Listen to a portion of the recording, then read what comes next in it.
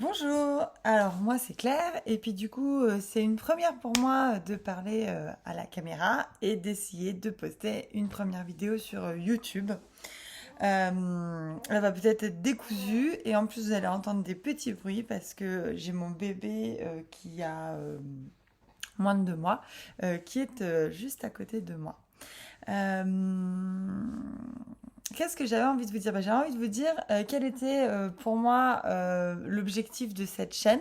Donc, dans un premier temps, c'est surtout de partager autour de ma passion, qui est particulièrement les tarots et les oracles, mais aussi tout ce qui est développement personnel et plus carrément coaching professionnel, puisque du coup, c'est une partie de mes compétences, puisque je me suis formée au coaching professionnel pour développer une activité indépendante que j'ai développée pendant 3 ans et que j'ai décidé d'arrêter là récemment avec cette toute nouvelle maternité.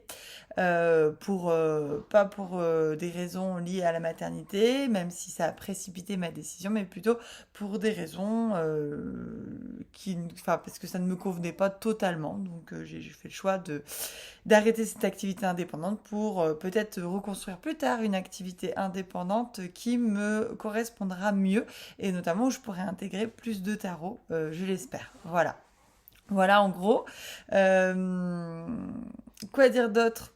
Et du coup, ce qui me pousse ici, enfin ce que j'ai envie de porter en tout cas ici et de vous partager, c'est certes ma passion des tarots et des oracles, mais de faire le lien aussi entre tarot, oracle et coaching professionnel. Donc j'ai une formation professionnelle et diplômante, donc j'ai exercé le coaching professionnel. Au niveau professionnel, j'en ai fait mon métier et du coup, je pense avoir des outils à vous transmettre, à vous proposer et que j'aime mettre en lien avec le tarot ou le coaching, parce que quand je suis le tarot et les oracles, pardon, parce que quand je suis tombée dans la marmite du tarot, je me suis dit waouh, mais c'est un outil extraordinaire et cet outil et il va bien avec le coaching où justement on explore nos émotions, on s'explore soi, on explore ce qui se passe dans notre monde intérieur, ce qui nous convient, ce qui nous convient pas, qu'est-ce qu'on peut mettre en place pour avoir une vie plus alignée, mieux gérer son stress, etc. Et du coup, le tarot, je trouve que c'est un outil qui complète bien le coaching professionnel. Le coaching professionnel est plus concentré vers le passage à l'action, c'est-à-dire on explore qu'est-ce qui se passe, mais ensuite on met en place un plan d'action et on le suit et on le développe et le coach est plutôt là pour nous aider et nous soutenir dans cette mise en place, dans cette exploration puis dans cette mise en place. Voilà. Mais du coup, je trouve que le tarot peut être une forme de coach finalement si on sait bien s'en servir et moi j'ai plein d'outils que j'ai utilisés pendant ces 3 ans parce que je me suis formée à plusieurs techniques comme la communication non violente, comme l'analyse transactionnelle, comme la communication non violente, l'analyse transactionnelle. Euh, ah, la programmation neurolinguistique. Et du coup, de ces formations théoriques en découlent des outils très pratico-pratiques que je pense qu'on peut traduire, transformer par le biais du tarot et qu'on peut utiliser comme si le tarot était notre coach, au lieu que ce soit moi votre coach, comme j'ai eu ce métier, mais que ce soit le tarot qui soit votre coach et que vous puissiez lui puisse vous poser des questions et vous puissiez lui poser des questions pour avancer dans votre chemin. Voilà, donc ça c'est ma première idée, c'est vraiment monter le tarot à un niveau de coaching professionnel et lier vraiment ces deux compétences-là, ces deux outils-là. Et ensuite, une autre idée, c'est de vous présenter ma tarothèque. Parce que pour moi, enfin, ma tarothèque et ma cartothèque, donc tarot et oracle, parce que pour moi, c'est une vraie question aujourd'hui. Pourquoi? Parce que je suis des comptes extraordinaires qui présentent des tarots extraordinaires très régulièrement. Je suis des comptes de personnes qui tirent les cartes et qui en font leur métier, et qui du coup ont vraiment des tarots merveilleux. Je suis beaucoup le Salon des Arcanes qui a des pépites, c'est le cas de le dire. Voilà. Et du coup, ça, des fois, c'est très frustrant pour moi parce que d'un côté, j'ai envie d'acquérir ces outils-là. D'un autre côté, je me dis, oui, mais Claire, t'en fais pas ton métier, donc n'exagère pas. C'est bien d'aimer les cartes, mais d'y passer tous ses revenus, c'est encore autre chose.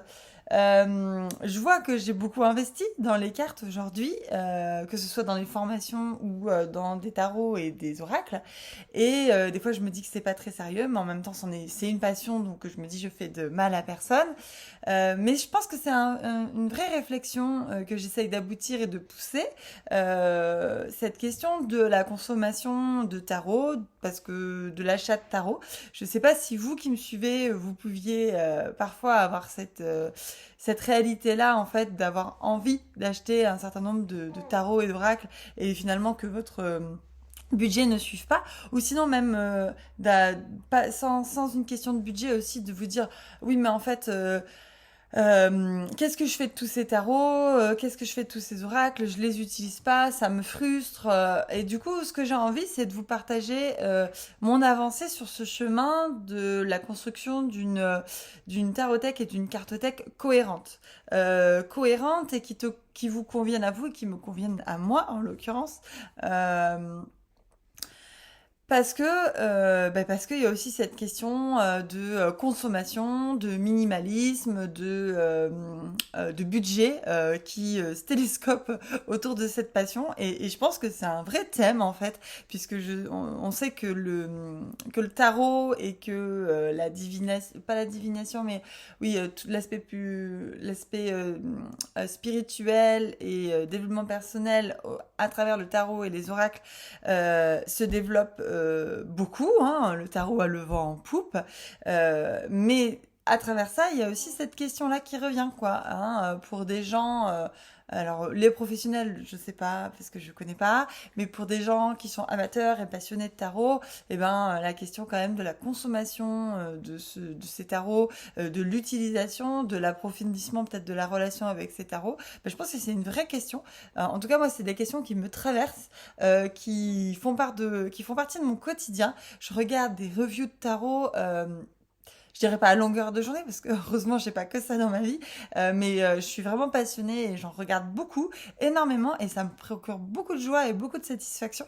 Mais du coup ça me donne aussi beaucoup d'envie, et du coup qu'est-ce qu'on fait avec ces envies? Est-ce qu'on y cède? Est-ce qu'on n'y cède pas? Et donc j'ai envie de partager avec vous et qu'on travaille un petit peu à avancer sur ces questions-là, de créer une tarothèque qui me ressemble, une cartothèque qui me ressemble, et